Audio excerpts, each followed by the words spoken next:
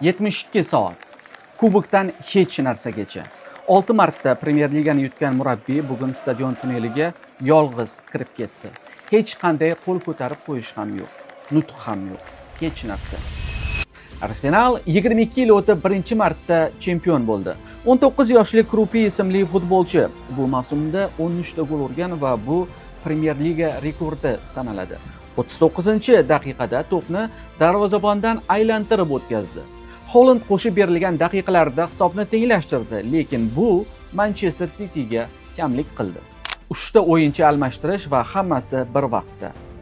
O'yin tugashiga yarim soat qolganda uning karyerasidagi eng umidsiz qaror edi. Hech narsa yordam bermadi. U tunnelga bir o'zi yo'l oldi va shu bilan hammasi tugadi. Chelsea Tottenhamni yutdi. 51 yil oldin Tottenham Chelsea'ni ligadan tushirib yuborgan edi.